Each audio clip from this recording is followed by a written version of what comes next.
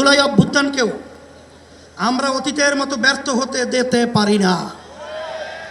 আবু সাঈদ ও মুগ্ধরা আমাদের স্মৃতিতে অম্লান হয়ে আছে। আহতরা এখনো ক্ষত বয়ে বেড়াচ্ছে। তাই প্রয়োজনীয় রাষ্ট্র সংস্কার এখনই করতে হবে। পতিত স্বৈরতন্ত্রের সাথে জড়িতদের বিচার করতে হবে। আরেকটা কথা স্পষ্ট ভাষায় বলে দিতে চাই, পিআর পদ্ধতিতে নির্বাচন আয়োজন করার কোনো বিকল্প নাই। আজকের এই জনসমুদ্র পিআর পদ্ধতি নির্বাচনের পক্ষের জনসমুদ্র।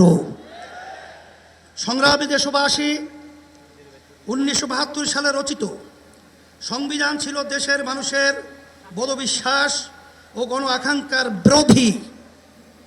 সেই সংবিধান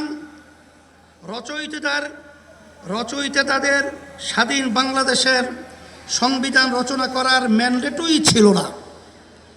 তারা ভিন দেশের সংবিধান অনুসরণ করেছিলেন, ফলে যা হওয়ার তাই হয়েছে। কোনো ক্ষেত্রেই কাঙ্ক্ষিত সমৃদ্ধ ও উন্নতি হয় নাই। রাজনৈতিক সংস্কৃতি কলুষিত হয়েছে। সবচেয়ে ভয়াবহ ব্যাপার হলো সংবিধান মেনেই স্বৈরাচার তৈরি হয়েছে। এজন্যই আমরা সংস্কারের প্রশ্নে অটল, অবিচল ও আপোষহীন অবস্থান নিয়েছি। ভাইরা আমার, জুলাই অভ্যুত্থানের প্রধান লক্ষ্য ছিল দেশকে স্বৈরাচারের হাত থেকে রক্ষা করা, 54 বছরের জমা হওয়া জঞ্জাল দূর করা। অভ্যুত্থানের পরে সংস্কার কমিশন গঠন করা হয়েছে। আমরা মতামত দিয়েছি। এখন সংস্কার নিয়ে দ্বিতীয় দফা আলোচনা চলছে। আমরা লক্ষ্য করছি মৌলিক সংস্কারে কেউ কেউ গড়িমসি করছেন। এটা জুলাইয়ের সাথে বিশ্বাসঘাতকতা। স্বৈরাচার তৈরির রাস্তা খোলা রাখা যাবে না। সংস্কার না করে নির্বাচন আয়োজন করে দেশকে আবারও আগের অবস্থায় নিয়ে যাওয়া যাবে না। রাষ্ট্রের মূলনীতি সহ সংসদের উভয় কক্ষে পিআর পদ্ধতি নির্বাচনের মতো বিষয় ঐক্যমত্য না হলে গণভোটের আয়োজন করতে হবে। ভাইরা আমার, পতিত ফ্যাসিস্ট জুলুমের রাষ্ট্র তৈরি করেছিল। হাজার হাজার মানুষকে গুম ও খুন করেছে। বিলিয়ন বিলিয়ন টাকা দেশ থেকে চুরি করে নিয়ে গেছে। লাখো মানুষকে কারাবন্দী করেছে। চাঁদাবাজি করে মানুষের জীবনকে অতিষ্ঠ করেছে। আর 24 জুলাই তো প্রকাশ্যে গণহত্যা করেছে। ফলে তাদের কোনো ক্ষমা নাই। যারা সরাসরি ফৌজদারি অপরাধের সাথে জড়িত ছিল তাদের বিচার করতে হবে। যারা অপরাধের সহায়তা করেছে তাদেরও বিচার করতে হবে। বিচারের ক্ষেত্রে কিছুটা অগ্রগতি হলেও পতিত সরকারের অধিকাংশ মন্ত্রী, এমপি এবং নেতারা এখনো জেলের বাইরে। অনেকেই দেশের বাইরে থেকে উস্কানি দিয়ে যাচ্ছে।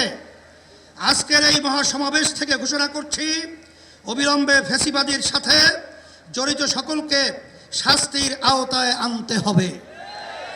আরেকটা কথা বলি, সুপ্রিম কোর্টে বিচারপতি নিয়োগ নিয়ে অতীতের মতোই বাতাসে নানা রকম কথা ভাসছে।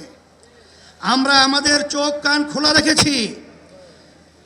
যোগ্যদের বাদ দিয়ে যদি তথাকথিত শপথবদ্ধ রাজনীতিবিদদের নিয়োগ দেওয়া হয়, তা কারো জন্যই সুকুমার হবে না।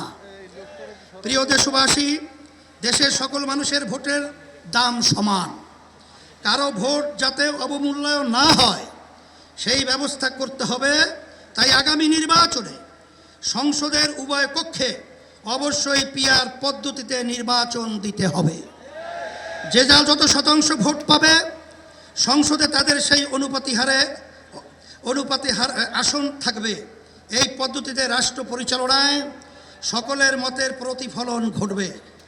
কোনো দল জালেম হওয়ার সুযোগ পাবে না। এটা জিনজির দাবি। এটা এখন জনগণের দাবি, দেশের অধিকাংশ রাজনৈতিক দলের দাবি, সকল ধর্মের মানুষের দাবি। আজকের এই মঞ্চ এটা আবারও প্রমাণ করেছে।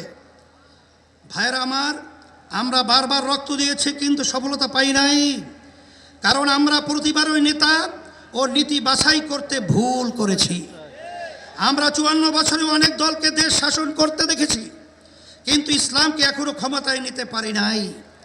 এবার ইসলামপন্থীদের ঐক্যের ব্যাপারে গণপ্রত্যাশা তৈরি হয়েছে। আমি শুরু থেকে ইসলামপন্থী সকল ভোট এক বাক্সে আনার কথা বলে আসছি। আগামী নির্বাচনে শুধু ইসলাম দলই নয়, ইসলামী দলই শুধু নয়, বরং দেশপ্রেমিক আরও অনেক রাজনৈতিক দলও এক বাক্সে নীতিতে আসতে পারে ইনশাআল্লাহ। যদি আমরা একত্রে নির্বাচন করতে পারি, যদি কার্যকর ঐক্য গড়ে তুলতে পারি, তাহলে বাংলাদেশে ইসলামপন্থীরাই হবে প্রধান রাজনৈতিক শক্তি। রাষ্ট্র পরিচালনার দায়িত্ব আমাদের হাতেই আসবে ইনশাআল্লাহ। প্রিয় দেশবাসী, আমরা নিঃস্বার্থভাবে এই সরকারের পাশে দাঁড়িয়েছি। সরকারকে বলবো, সংস্কার, বিচার ও সুষ্ঠু নির্বাচনের যে অঙ্গীকার নিয়ে আপনারা দায়িত্ব নিয়েছেন, সেই দায়িত্ব পালনে অবিচল থাকুন। কারো দ্বারা প্রভাবিত হয়ে লক্ষ্য থেকে বিচ্যুত হবেন না।